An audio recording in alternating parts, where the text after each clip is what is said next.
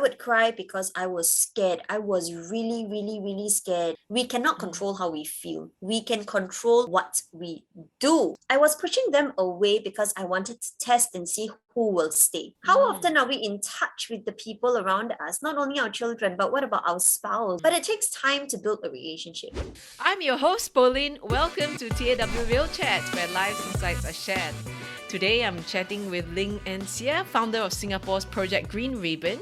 She was fostered as a child, pregnant at a young age, and lived on the streets for a little while. But now, at 30 years old, with a loving husband and 3 kids, Ling will share with us today how she turned her life around. I'm encouraging especially all parents out there to hear from her experiences so we can rethink how we approach parenting our own children. Ling, thank you so much for joining me today. I really appreciate that you're taking time out of your busy schedule.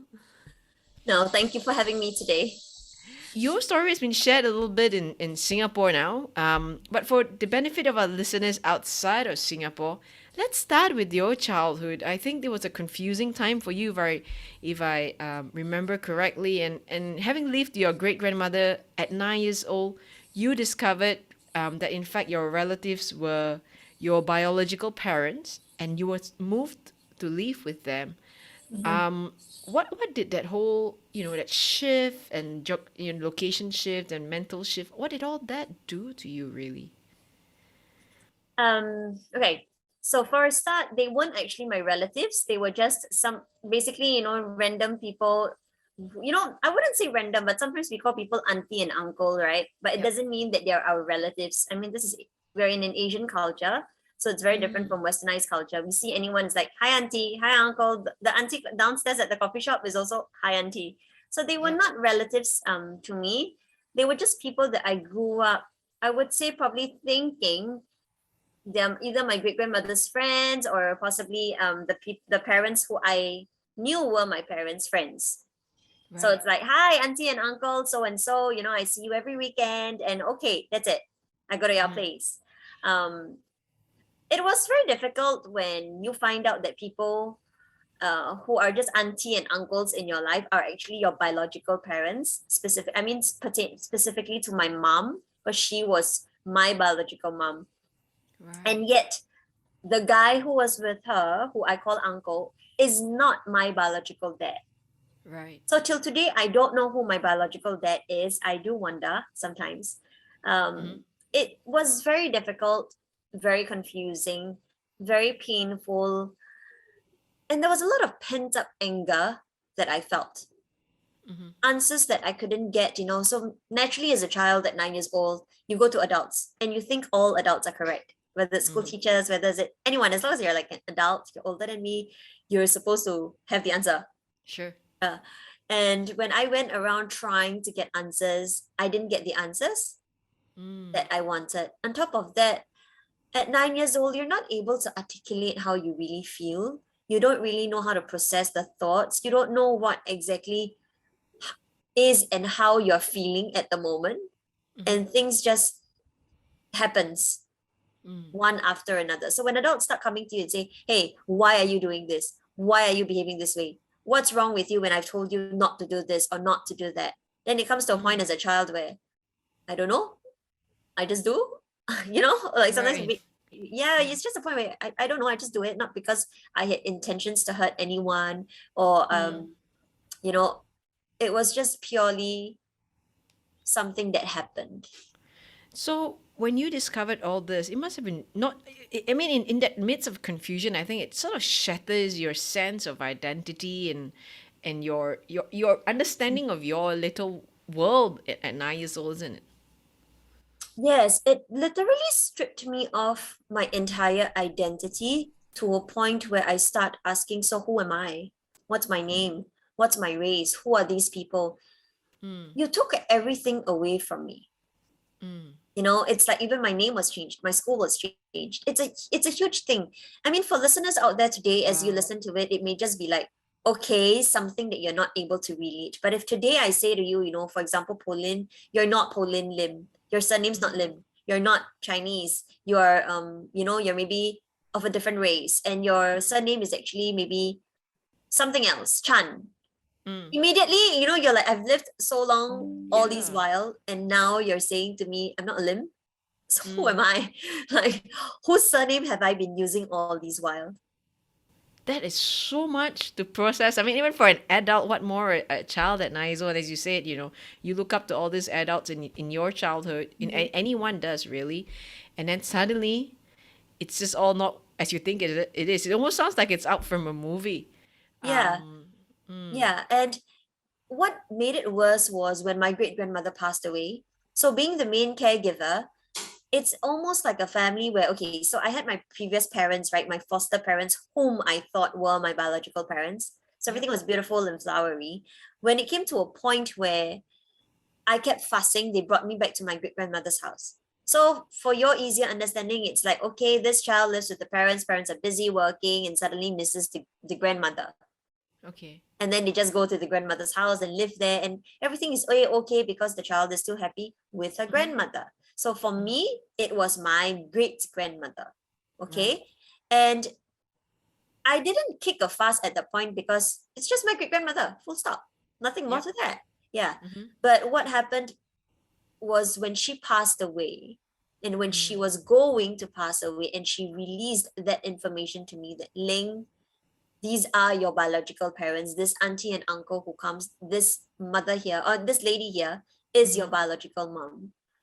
That really took a lot out of me because I didn't have time to process. I didn't have time to understand what was going on. And shortly after, she passed away.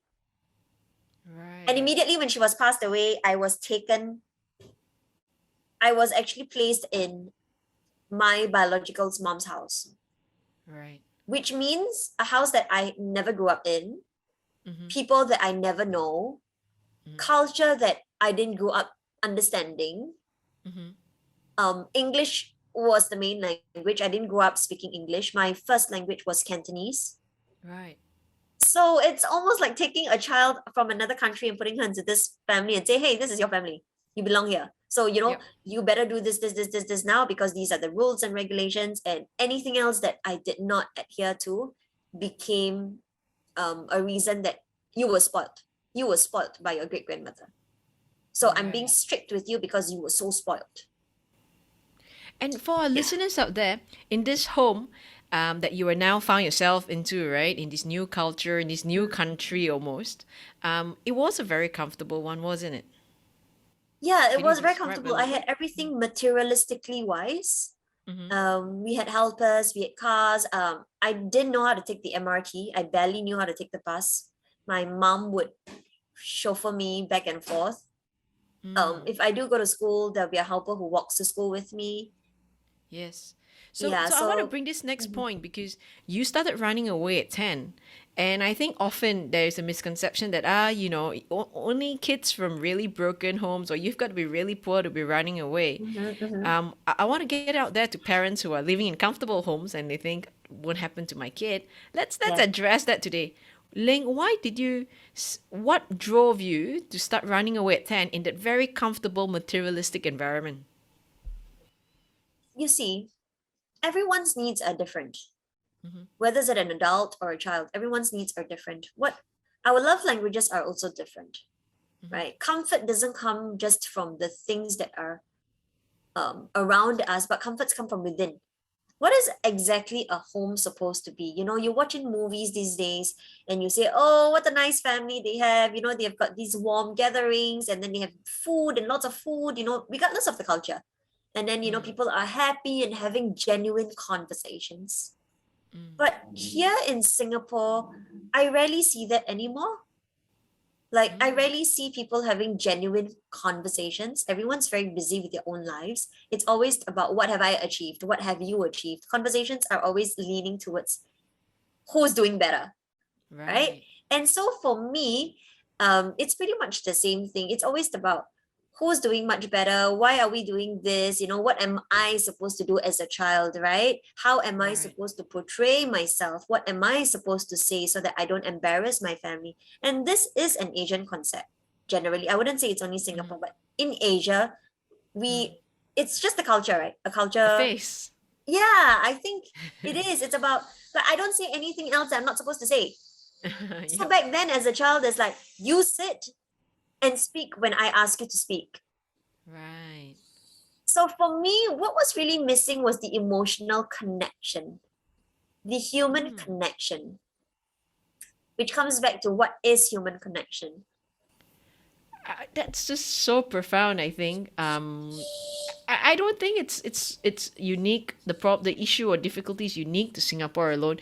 We're seeing that in different countries. I think any countries or cities where there's a bit more affluent and everyone's running the race, and obviously there are bills to be paid.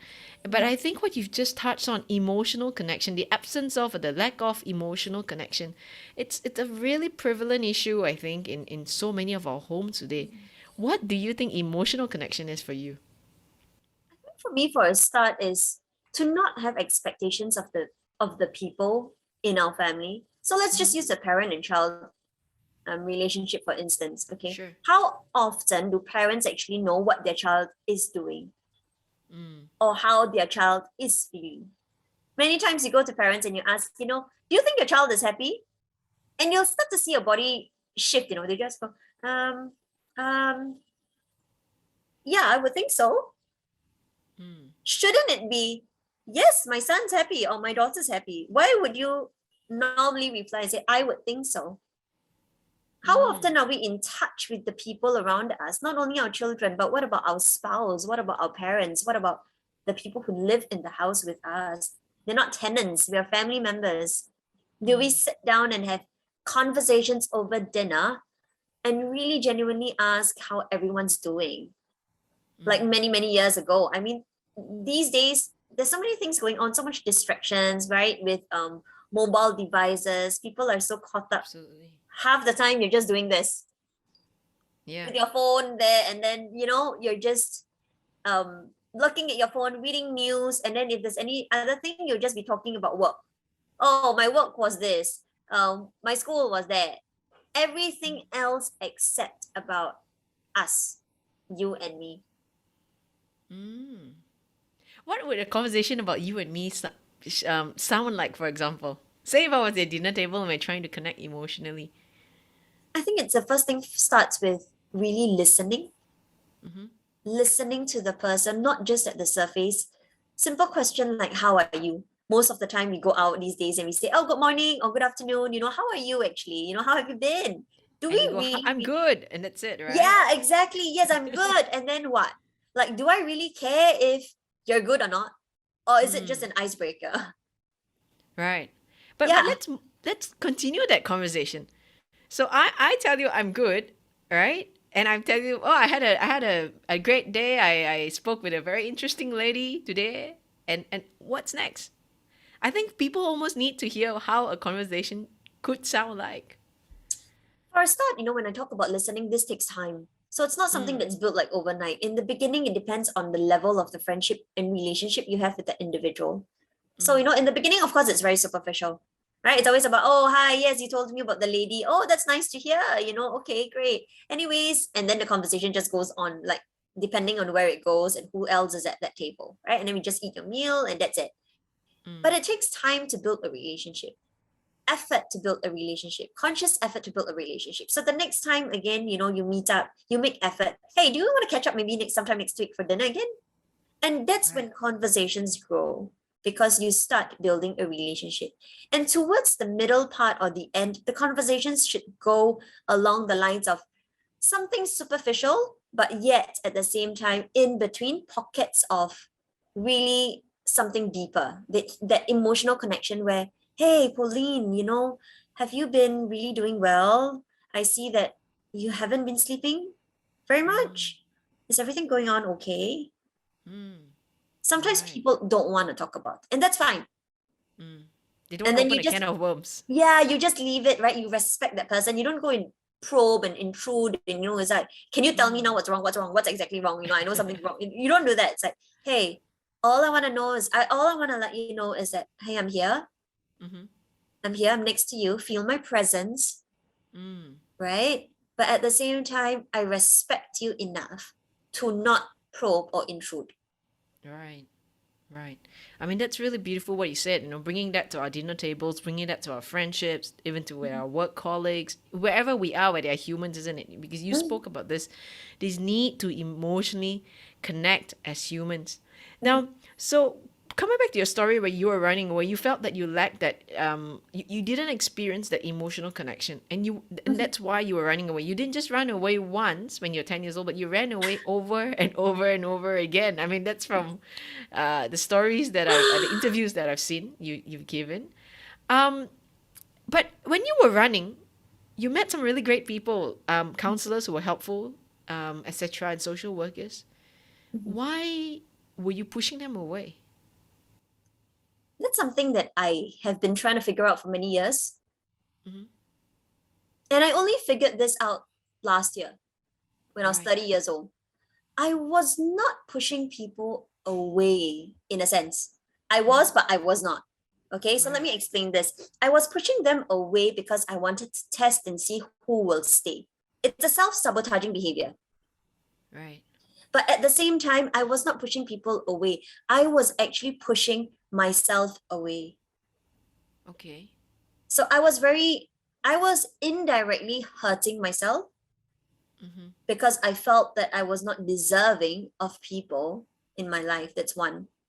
Another factor is I do not trust people, but yet I overly trust at the same time. So it's a very psychological behavior.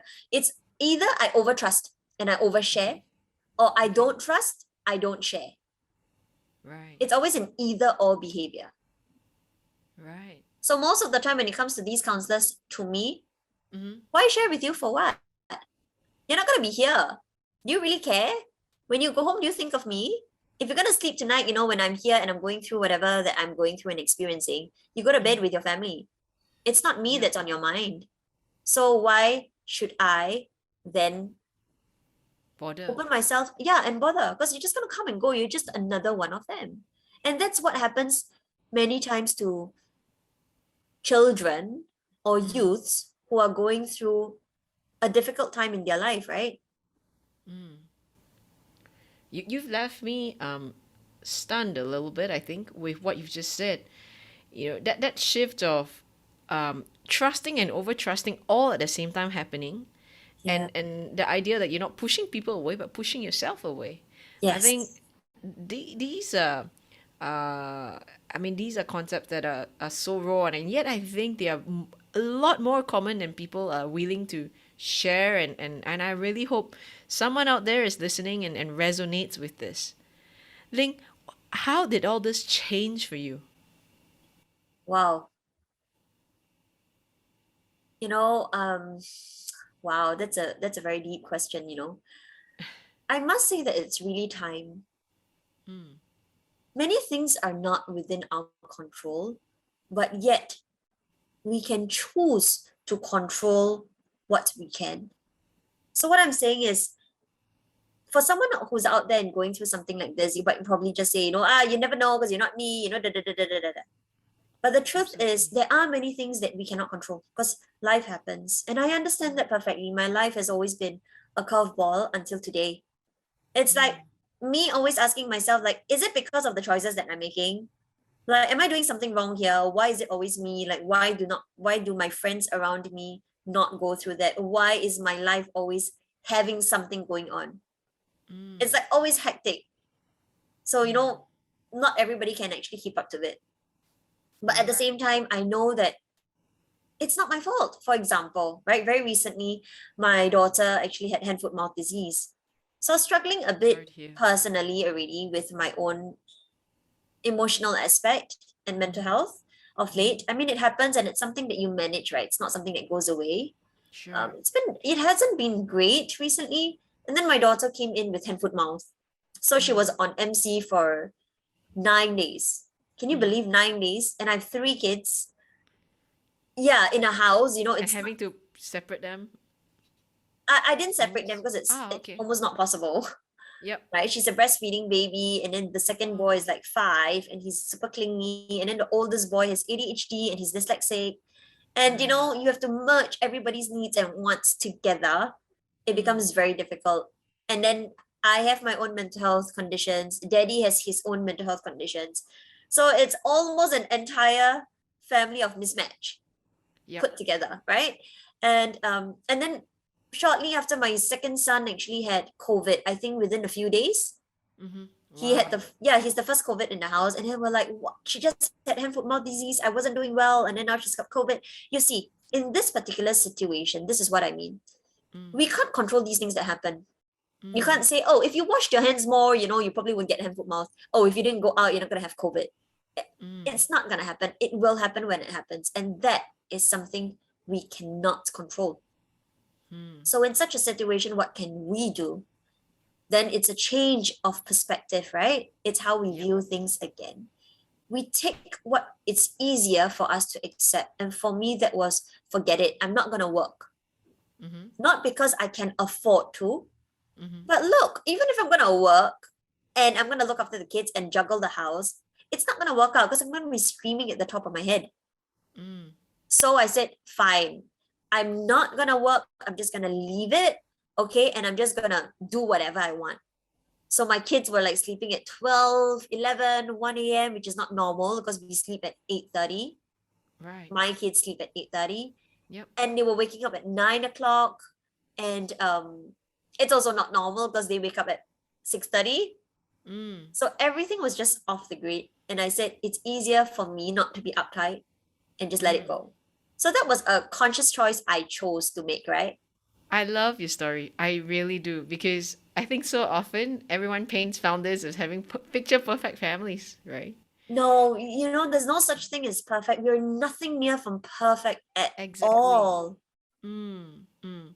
So I love how you've painted the real family. It's like almost like the real housewives of whatever, but it's like Yeah, the real family of Asia, right? yeah. And I love what you say. We are caught up with making sure the kids go to bed at the correct time, waking up at the correct time, eating the correct food, doing the right thing at work, and making sure the house is in order. It's about Everything check check check check expectations. check. Yes, it's a Yes. it's a checklist, it's an expectation. There's no human connection in there because you don't have time for that. If your child starts screaming, because he doesn't want something or he wants something, he doesn't want to go to bed. Okay, I don't want to go to Mm, bed at 8:30. I just don't want to. Right? I want to mm, play a game. I want to watch TV. And as parents, as an Asian mom, it's time to go to sleep because tomorrow you have school. And it's like checklist, yep. alarm ringing. It's like alert, warning sign, something's happening. Sure. You don't have time to sit there and say, hey, can you share with me why don't you want Mm, to sleep now? You mm, don't have time to let him scream and shout and cry and feel whatever he's feeling and support him in that 15 or 20 minutes and just be. and just being present in that Exactly. moment with We him. don't. We Mm, are always so quick to jump into it. And if you ask me, even though I'm saying this now, I must be very honest, right? I mm, barely succeed. I'm mm, always consciously trying to okay, cool down, cool down. Then I'm like, look, it's already 10 minutes. He really needs to sleep. I still have Titi and Coco, to go in. I mean, Mimi and Coco to go and settle. And Coco needs to wake up 5:45 a.m. Mimi is going to cry because she needs to drink breast milk. And I have to sit mm, here. And then he's like, no, mm, no, I only want mama. I don't want anyone else. mm. Then what happens? But that Right. is that emotional connection that I'm talking about. It starts from small. Yes, it does. And what you just described is so beautiful. Trying to make things work in the chaos. Trying to make order in chaos, I think. To understand that order doesn't only come in one way. It's just being in the flow of things sometimes. And it's okay to go off grid every now and then. And after you went off grid like that, right? The world didn't collapse, did it? Your family is still intact. Well, yeah, exactly, right? What was the worst that could have happened? I mean, I really struggled because for me, again, it's always Mm, black and white. And we're always mm, trying to set that boundary and be in that gray middle space. I mean, we're a work in progress, right? I am a work sure. in progress. So it's things I'm learning till today. Okay, how do I be in the middle? And to be very honest, today is the first day they went back to school. Mm, So they went to school at 9 o'clock. I was already freaking out because I was like, okay, it's 9 o'clock, it's 9 o'clock. You're supposed to be in school at like 8 o'clock. Because this was the routine. Oh, they didn't right. shower in the morning because they're supposed to shower, and it's the first day of school. They didn't go back to school. They're gonna cry at the door, and they just don't want to do anything. So I told myself, okay, fine. They don't need to do anything today as long as they reach school. So just change your uniform, right? Just go to school. Like if you don't brush your teeth for one day, you're not gonna die, Yeah. right? They didn't shower and they're like, I'm not gonna shower. I was like, okay. I was very angry. I was like, it's just showering. But when he did that, I told myself, you know what? Forget it, because you don't want to go into another battle with him. So these are the choices we can control. What is acceptable to me? What is not acceptable to me? If he says to you, I'm not gonna wear school uniform, I'm just gonna wear pajamas to go to school, is that something you can accept? Or something that you will say, okay, fine, your choice. Then your friends are in uniform, you can wear pajamas. And if your friends ask you, hey, why are you in pajamas? You answer, I'm not there. So, to what level are we willing to accept the choices that we make, and what's in it for us? What's the pros and cons of that decision? Absolutely. I echo every word that you say there. And I hope that parents out there who are listening will be open and consider this as an option of shifting their parenting approach. Because I think as Asian women, we have the inclination to be so uptight about so many things unnecessarily. And it is sometimes observed that in with certain illnesses as well, physical illnesses, there's a certain type of personality of women who are more susceptible. I think it's from the stress that comes out, unnecessary stress, really, because they are the stress is constructed by our own expectation of how things should be. So I really love what you just shared. Ladies, if you're listening in, share with us in the comment section below what some of your struggles are, and see if what Ling has shared really just helps to shift a little bit on your lenses and how you see things. Moving along, you mentioned that this you're coming back to this emotional connection, and I really love that. What do you think as parents, as a mother yourself now, you talk about letting the child have more control, and I think we coddle our children too much. What would you say to someone who is having issues with their own child attempting to run away or actually having run away? What would you say to parents like that? I would honestly ask you, why is your child running away? I said, and most of the time, parents, the first thing first is, yeah, because of da, da, da, da, da, it's all the anger and all that frustration and all that, it's never me. Or the next answer is, I don't know. Right. I would say to the parent, take a moment and pause for a while. Just stop. Just stop. Because most of the time as mothers, we have the answers. We know the answers. But we do not have the courage to face or accept whatever that's happening in our lives. Because a child doesn't run for the sake of it. Even though you see, he runs away and hangs out with the friends at the playground there, right, just for fun. Nobody does things for fun. It may seem like it's for fun on the surface. It may not be something suitable, acceptable to your eyes, to your sight. Right. I But love how you say that with so much conviction. Again, there must be something wrong, right? You don't do things for no reason.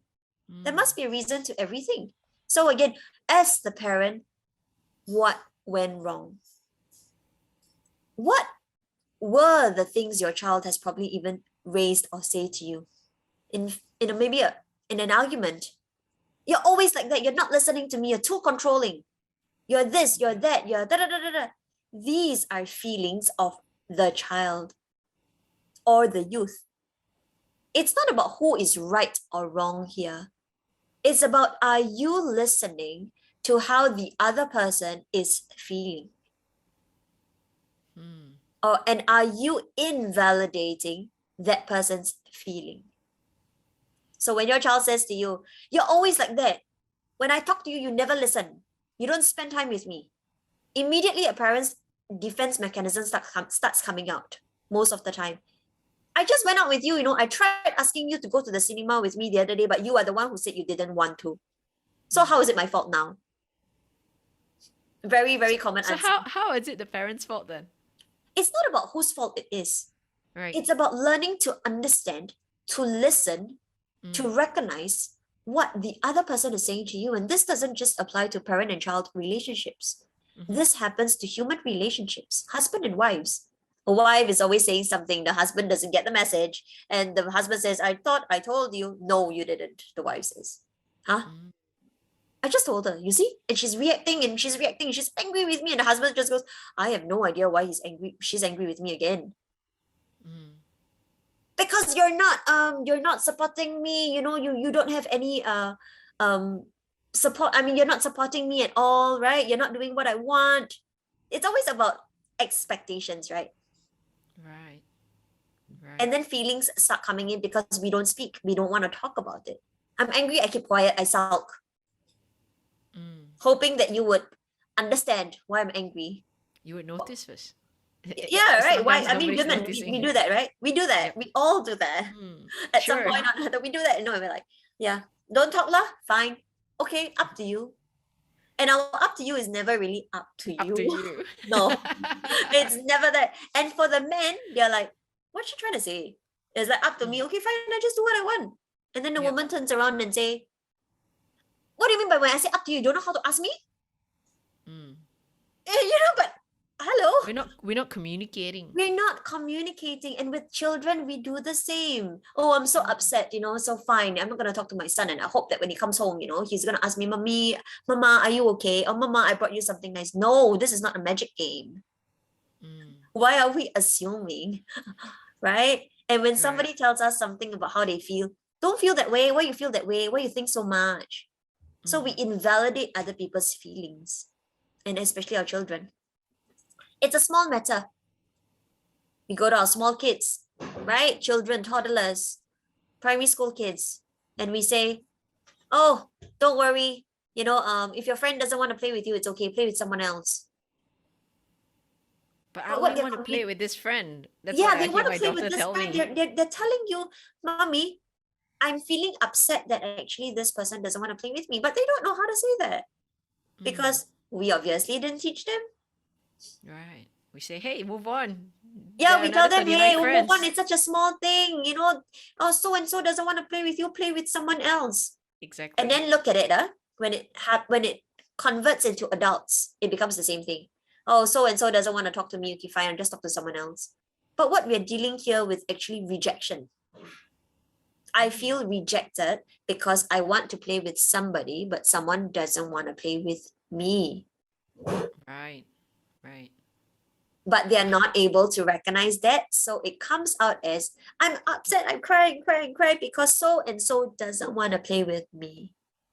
How can we as a parent then validate those feelings? First of all, have awareness. Uh-huh. You can't validate anything unless you have awareness for your own self. Sure. What is rejection? Mm. What is sadness? Not everything open mouth, closed mouth, angry, Right. right? What is it like to feel happy? What Mm. is it like to feel contented? For a What would start, mhm. do we know these feelings? Do we recognize how these feelings are? And if we have that awareness and that recognition, is there an ideal response? I mean, in your experience of being a counselor now, working with youth and children, is there an ideal response that mothers can give or No, wives there's can no give? ideal response. There's no 101 for dummies book as well. There isn't, like I do have, yeah, people come to me and say, like, is there a certain response? Like, can we run through scenarios and then, can we list them down so that anytime I can refer to the book? I'm like, no, there's no such thing. Mm. It's just about really understanding how you feel. It's going back to the very basic of human fundamentals, which consists of what? Eating, breathing, sleeping, right? Drinking water, and Mm. feeling. Right. Right. Allowing yourself as To a feel. person to feel.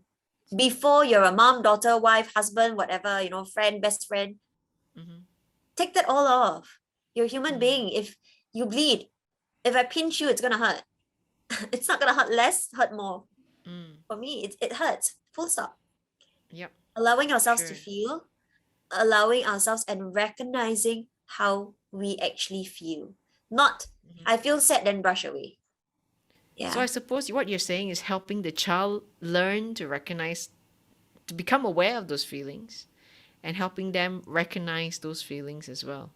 Yeah, exactly. And before you do that, you need to do it for yourself first. Sure, Because we sure. can't teach when we don't know what we're teaching. Definitely. And you mentioned before about, how, wives and husbands deal. You've been a survivor of sexual assault, Mm-hmm. being pregnant at a very young age, involved in multiple romantic abusive relationships, right? Mm-hmm. And you shared that your husband was there for you in at that period of your time. Could you share with us some of the things that he did right? So that the rest of us who could be supporting somebody going through similar struggles might know what could take away some elements of Mm-hmm. what he did right to support those we love. My husband back then, my boyfriend, Sure. right? He was my boyfriend. That sounds Mm-hmm. so strange now. Sounds so strange because I'm like boyfriend. Yeah, my boyfriend then, he didn't know what mental health was. He had Mm-hmm. nothing, no, not nothing. He didn't understand anything about emotions. He was from Right. the army, so Yep. there's no emotions. It's just all about following instructions, getting what needs to be done for the greater picture. The mentality was very different. And then here he has a girl who's always crying and so emotional and talking about feelings all the time. Who was the exact opposite, okay? A I recipe was for love. crying. Sorry. A recipe for love. It was a disaster. It's really like Yes. a dog and a cat. One says meow, the other says woof. Yeah. And you're like, my meow is correct, okay? You're like, Yeah, no, and my wolf is my woof correct. is right, okay? Yes, Yes. yeah. And then how do you blend this together? So one of the most prominent things that he did was during the time when I okay, so I have a fear of abandonment. Mm-hmm. It was very bad for me that anytime I am away from him, I would cry. And I I would see. cry not because I was sad.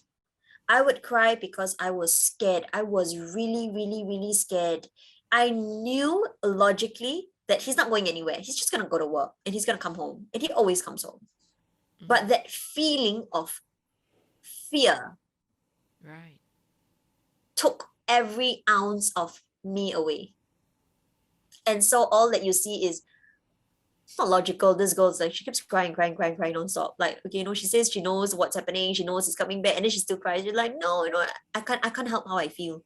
We cannot Mm. control how we feel. We can control what we do, not how we feel. Okay, this is very important. Profound. Yeah, because as I'm explaining this, you'll start to see logically, I knew he was going to come back. But yet I Mm. kept on crying. I was very scared and I would cry for very long. The night before, I'll be crying really always, like as if somebody died. It's like as if I was grieving. Right. And then out of the blue, I would just cry, like, where you gonna go, and I'll be really scared. And the minute he leaves the house, I'll be sobbing and I'll be taking the last t-shirt that he wore from the laundry basket out. I'll be smelling it like, I miss you so much. I miss you so much. Where are you? Are you coming home? And then when you text me, I'm like, I'm okay. Are you okay? I'm Right. so worried. Yeah, I'm okay. But it was actually, yeah, I'm okay. I was like a Mm. little girl. So it was the child that was abandoned, right? She came out and I wasn't aware. So all these things happen. And I would just hug the shirt and then I'll take the next pillow next to me and I'll be holding it and I'll sit in a corner and I'll just cry and cry and cry. And I'll scroll through my entire phone and I'll be like, there's nobody for me to call. The world is so huge. I don't know where to go. There's nothing for me here. I just want you to Right. come back. I just want to be with you. So it got so bad that every single night I had lots of nightmares. Mm-hmm. I would just fall asleep. I would get up in shock. It's not Right. exactly that I remember what the nightmare was about, but I was just in shock. So I would wake up crying. And on top of that, if I get up and I'm not crying that day, and I turn to my left or my right and I don't see him in the room, immediately it triggers the emotions of fear and I cry. I'll be like, Mm. Poppy, where are you, Poppy? That's how I call him last time. I'll be like, where are you? And he'll be like, I'm in the toilet. Right. Okay. And I'll still feel the fear Sometimes Yep. I cry, sometimes I don't. But the fear is there. And even now, as I'm sharing it with you, I can still feel it. I still recognize that fear. It's so intense. And what he did was every single time when I had a nightmare, not understanding why this girl was behaving like this so strangely, he just sat there. Mm. He sat there, sometimes asking me, is everything okay? What was your dream about? Do you want to talk about it? Mm-hmm. Sometimes he's able to comfort me, sometimes Mm-hmm. not. But many times it was his presence that helped me, Right. right? He wasn't advising me when I was in those states. He never did. He just sat there. And it's only today that I know why he didn't advise me. Because the truth is, he didn't know what to say at all. At all. And Yep. I didn't even know that he didn't understand what was happening. At that point, I thought he understood. Mm. Many years later, then he told me I actually had no idea what was going on. I just sat there But because all just I know being is I there, had to sleep. showing up. Sorry. Just Yeah. being there and showing up, that made all that difference for you, didn't it? Yes. And it took many, many years. It got so bad that he took me to work every single day. He Mm-hmm. would, we had a driver. He would, like, I would sit in the car and wait for him throughout the whole day. So he brings me to work just like as if I was going to work with him. It's just that he goes up to work, but I'll sit in the car for all Right. those hours. And if the driver needed to go somewhere else, I'll sit in his office, the toilet at the lobby, Mm-hmm. curl my legs up in the cubicle, close the door so that no one can actually look through and say, why is this cubicle door actually locked the whole Right. time? And I would sit there. I would prepare a notebook for me to try to write my story, Mm-hmm. which I've tried like so many times. It just didn't happen. Um, to keep myself occupied, and I would sleep in the toilet. So, like there's the place where you flush, and I'll just Yes. put my head there and I'll put my legs up, and then I'll just try to Mm-hmm. make myself comfortable and I'll just sleep. And I'll hold Right. on to my phone and make sure that it's here so that the Mm-hmm. minute he calls or it vibrates, I know that it's him and I need to respond. Okay. So I was always on like high alert mode. Right. Yeah. And then when he comes down, after a while, people knew that I was there. I mean, they Right. didn't know that I was in the toilet, but it was like, why is she always with you? Like, you're going to work. Like, Yep. it got, and he just, I didn't know that people asked him. I mean, at that point, right? I didn't know.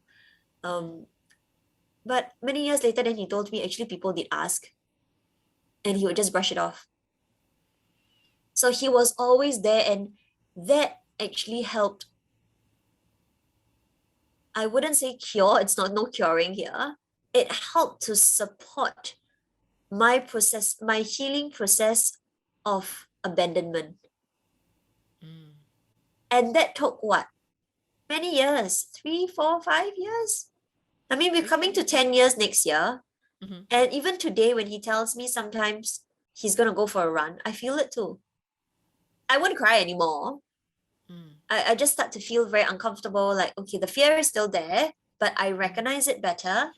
Um, I'm able to manage it better and rationalize. So I'll probably feel that like instantly now. And then once he goes off for a few minutes, I'll probably be able to like, okay, I'm gonna do the best that I can so that I'll prepare for him to come home. Yeah. Fantastic. So So it it's a was shift. yeah, it was very intense even previously. When he was not around, I would just clean the whole house or I'll be like, okay, I'm gonna shower, I'm gonna take my time, I'm gonna wait for him to come home. That's it. Mm-hmm. So the minute he texts me, I respond immediately, one on one. Right. Yeah. Well, that you said that this took about 4 or 5 years, and it's been 10 years for you. Apart from his support, was there anything else that contributed to your healing journey? A lot Did of you it go is for also therapy? Did you seek I don't know, was it a network of friends? Do you go for I what didn't have helped? friends. I didn't really Right. have friends, I had people who come and go. I never really had friends who Mm. understood. What else helped? I must say it's the bit and pieces of people that I've met in my life. And that's why this saying is very close to me. If you have received kindness, why not give kindness? Right. Because in between these periods, I've met people who I knew loved me at some point. I'm not saying girlfriend, boyfriend love me. No, not that kind. But I've met people in my life who were counselors who really cared Mm. at some point. But yet I struggled because you know what? No matter how much you care, I'll just be another one, Mm. right? It's still my life. It's going to always be my life. It's never going to be yours, right? No matter how much you say you're going to help me, because we're not family. Yep. And so coming back to that again, I think the people in between who has actually supported me and gave me that little pieces of like jigsaw puzzle Uh-huh. here and there, I mean, you can either take things away from me or just give me a piece, a small piece, and say, hey, I'm going to contribute this to you. Really helped to really helped me to stay alive longer. Right. Like every time, when I'm down and out, something good happens, I would cling on to that very, very small glimpse of hope. Even a simple thing like if my mom says, I love you, Mm. or if my mom says, happy birthday, Ling. Mm. Like very small things like this. Or if someone actually goes the extra mile to say, hey, I'm gonna come down and talk to you, or I'm gonna, hear you out like every single night, if I call you, you're on the phone with me. It's really all the little things that today I think it's not a basic need. It's just like things that happens normally to many people. But for me, it became everything. Right. Everything, because I lived by the saying, if your family can hurt you, what makes you think others can't? So I clinged on to all these little bits of hope that I had, which sometimes people say to me, why are you so gullible? Why are you so vulnerable? Why are you so stupid? I'm like, no, because this person housed me once when I had nothing at all. And Right. that intense of amount of gratitude I feel is undescribable to the extent that sometimes I don't know what my boundary is. Mm. So I tend to be like, okay, because you've done this for me before, then I always appreciate it. I will always like look on the brighter side, and then it gets blurred, and that's not healthy. Yeah. Yep. So So that helped understanding me survive. boundaries. Yeah. Mm. Did you ever seek therapy for what you were going through? Yeah, I did. I had lots of therapy. I had lots and lots of therapists, but okay, this is just my personal opinion, okay? Sure. It wasn't helpful for me Mm-hmm. because again, it's like once a week, then what? Excuse Mm. me, there's like how many hours times how many days and minutes, versus that once a week session. Mm-hmm. When you're in such a critical state, I call it ICU, in ICU state, right?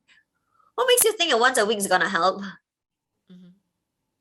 Or what makes you Right. think that once a week is gonna help you conquer whatever war you're fighting, in your current present day? Haven't Mm-hmm. even count the past, Mm-hmm. that haunts you. It's not enough. So I really Mm. struggled with that because you see, it's very different when we talk about an illness, like schizophrenia, or when you talk about borderline personality disorder versus trauma. Mm-hmm. It's a very different um thing to cover entirely. It's a Sure. very different process entirely. It's not something that, okay, you have trauma, right? Take this medicine, and then we're gonna help you stabilize your da, da, da, da. No, it doesn't just work that way. There's so many more things to actually look into. So for me, it was mainly about helping me to cope, helping me to understand where all these were coming from, helping to plant seeds in my head. But when I went for therapy, the many times, I felt that people were giving me answers that I knew. It's like, don't give me Mm. answers from the textbook. Okay. I went through so much more like, do you know what it means to sleep on the street? Like, have you been there? Have you done that? You're just graduated, you're probably young, life is great for you, or you're a wife, you're pregnant, you're getting married, and then you're like off, and life is great for you. There's nothing wrong with you. So what makes you think with your expertise, you can actually understand what I'm going through? And if Mm. you can't understand, what I'm going through, how are you going to support me? Mm. It's not like a medical doctor, right? Yep. Okay, if you do the heart, so it's not like how you do a stitch or how you actually, do an injection, right? It's Mm-hmm. entirely different because we're talking about emotions here. We're talking about psychology here of a Yep. human brain and behavior. Mm. Yeah. Wow. I mean, that's so much to take in. And from there, you started Project Green Ribbon. Mm-hmm. Tell us how Project Green Ribbon fills in that gap for many of us who might be suffering from, as you say, trauma or mental wellness, things like that. How does it fill in the gaps that therapists create almost? So I would say that we're just a bridge. I mean, today I have a very good therapist who I've met. Mm-hmm. And she's the best I've ever had. And I realized that with therapy and with community support, the right kind of community support, it's easier to tackle what you're facing. I don't, I wouldn't say that Project Green Ribbon deals with people with conditions or no conditions. I just say human beings, okay? Okay. Because everybody struggles differently at a different point, and we struggle different kinds of things. But what is Mm-hmm. the similarity here that we need? We need a community. And what exactly is a community? Everything naturally falls into a community. Nowadays when you just read, it's like, oh, I'm a community of this, community of that. But I'm talking about a community of people, an extended family where you can reach out to, so that when I go for my therapy and I open that door and I say I'm ready to face the world, it's the world against, it's me against the world again, right? Yep. I Yep. know that, okay, number one, yes, I have my family for a different purpose. I have my Mm-hmm. friends for a different purpose. I have, also this community and support of people for a different purpose. And I have my therapist. So it's about building this social circle, support network, and care for yourself, Right. because friends and families may not be the best people for us to go to for advice. They love us the most, they'll be there forever, Mm-hmm. but it doesn't mean they're always right. So True. where else can we go to? A therapist is not somebody that you can call and say, I'm really in a bad state right now. I really need to talk to you. Can I just pick up my phone and go, Mm-hmm. hello? And you can't. So where else can you go to in that moment to just cushion it a bit? Mm. That's where the community support comes in. And I think that's what Project Green Ribbon is trying to fill. We're still trying to Mm. figure out and say, okay, how can we let people know that, hey, if there's a support of people who just simply says, I get it, Mm. without you having to explain to me, I know how you feel. I know Yep. what you're saying when you tell me you didn't shower for 3 days, because I did the same. I didn't shower for 4. Mm. Versus going out there and trying to constantly over Explain yourself. explain ourselves to get you to understand, because someone who's been there would perfectly get it. Without me completing my sentence, they already know where I'm gonna go. It's like, I didn't shower, yeah. I sat there for 4 hours, I don't know why. Or when you talk to me and my mind just goes blank, it's I'm sorry. It's not because I wasn't paying attention or I was distracted. I just My mind just went off. Mm. And they get it. It's Absolutely. because if you say this to a regular person, they'll be like, why? Huh? Pay attention. Can you pay attention? Why not paying attention? I'm talking to you so rude. No, no, no, no, no. We Mm. don't. We get it. I see. And how do you build this community in Project Ribbon? Are there some programs that you run? And if you Yeah. do, can you tell us a little bit more about your programs? So the main program that we have is actually called the Network of Care mentoring program. And that's where we gather youths coming together to actually support each other. So they comes in very small groups. We do this in a home setting, where we have meals together. I wouldn't say that my husband and I are the mom and dad, but I would say we're like big sisters and big brothers, where we Okay. actually help to facilitate this group of 4 or 5 together youths, to share experiences, to build relationships, to recognize what healthy relationships are, right? Holistically, and build meaningful experiences and cultivate these experiences for these individuals. Because individuals are only able to understand it when we are able to experience it. Mm. And when we are able to experience it, then our body will start to recognize, this is what it feels to mean, to what this is what it feels to have a positive relationship and not someone who's hurling vulgarities at me all the time. Mm. right? And that is where awareness starts coming in. So we work on with these individuals on one-to-one in a group setting, but at the same time, to prevent any codependency, for them to have peers amongst themselves. Right. So that you can't say, hey, you got something you're going to call Ling all the time, 24 hours, 10 a.m. Yep. calling, 10 p.m. calling. No, it doesn't work that way. I'm not going to entertain you, right? It's like, no, I can talk to you. We have WhatsApp groups, right? We chat in there. But at the same time, it's Your them. ecosystem Yes, it's the of support. ecosystem. Yeah, and they go to school. So Mm. some of them don't go to school, right? And if they don't go to school, they come here. So for some parents, it's like, hey, why you never go to school? It's so important. One day, of school. I'm like, hello, your kids are not even turning up at school. And if Mm. they are, they're doing everything else except for studying. Yep. So you're So creating an avenue and outlet for these youth, an option. an option. Would you rather them be here or on the streets? And youths Right. these days, where do they want to be? Mm. They're in homes, they're chilling, they're doing cafes, they're eating mukata, they're going for lok lok, right? They're doing Right. steamboat. And it's not like those days where, oh, I'm gonna go and I'm gonna sit down there and read a book and I'm just gonna, it's very different. They drink bubble tea. Back then, what bubble tea? Kids these days are going for Subway. You're like, how do they afford that? That's so expensive. So Mm. it's following the generation and what is needed at this point in time. So Mhm. filling that gap for us actually has been very meaningful because they get to also learn how to cook. And here they get to plan activities that they want together. But the main key purpose and takeaway is to actually support each other. Number one, Mhm. to find a purposeful and meaningful life for themselves Mhm. through this journey. And the third thing here Fantastic. is to recognize the emotions that they're experiencing. So Right. in between all these activities, we actually work with them again about their feelings, Mhm. their love languages, their goals, their purpose in a period of 13 sessions over 6 months.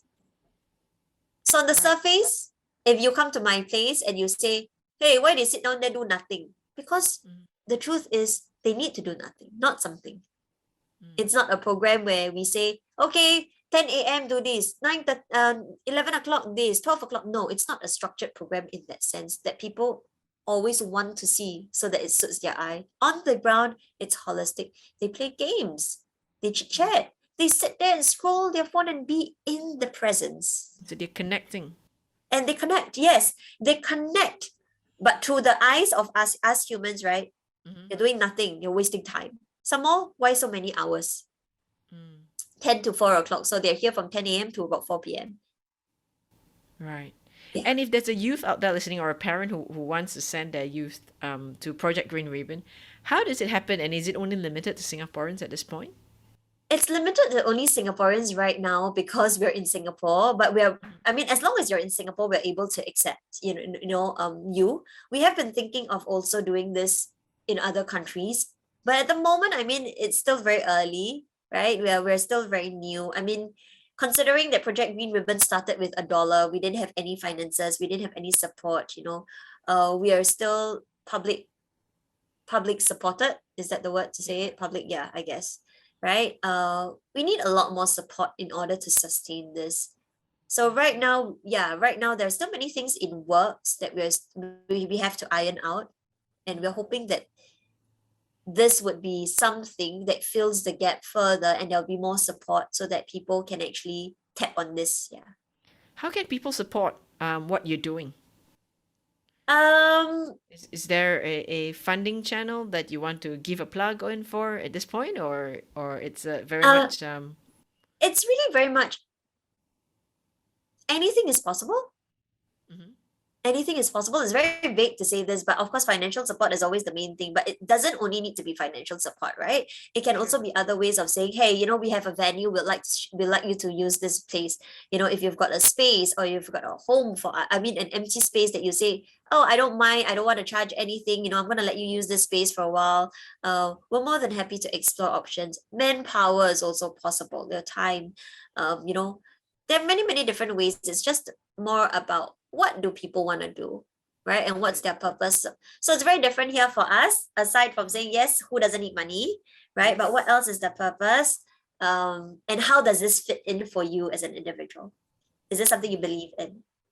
Aside from just coming here to say, hi Ling, I'm an editor for how many years, I can write stories, and then I'm like, okay, great, we always have that, but we need more than that. Sure. What is And it so that you some of the needs you mentioned would be venue sponsorship. Yeah, venue Just a sponsorships. recap for our audience: venue sponsorship, manpower, and money. Now, if someone's listening and wants to channel money, where should they go? Directly to our website is fine. Otherwise, they can always write in to me. We're really, really looking for. We're hoping that we're able to find a venue because all these Mhm. are currently run in my own home, so it's not Right. sustainable. Yeah, everything is run in my own home. So they come in with my kids, with my husband, and we do everything here. Even my meetings, even the Mhm. ministers come to my home. So we're really hoping to actually build a home for youths. But we need to be able to have a space lah. So we haven't found that space because we don't have the money to do that. And build it there. Yeah, that's the main thing that we're really, really looking at right now. Right. So, if you're hearing Ling, you resonate with the good work, the great work I'd say she's doing, the lives that she's seeding and changing. Visit the website projectgreenribbon.org, and I repeat, projectgreenribbon.org. You can read more about the wonderful programs they're doing and see how what resonates with you, how you can better support Ling and help them move out of Ling's home into a proper space. Ling, any last words of pearls of wisdom for our Asian women audience? The only thing I always say is keep going. As long as you're breathing, just keep going. We'll figure it out somehow, someday. I love that. Life is a continuous journey until your last breath. Keep going and we'll figure it out as we go. Yeah. Ling, it's been lovely chatting with you. Thank you so much for joining us today. If you've enjoyed this episode, ladies, give us a thumbs up and share this video with your friends. You never know who you're going to be helping. I'm Pauline. See you at the next Real Chats episode. Bye for now. Bye.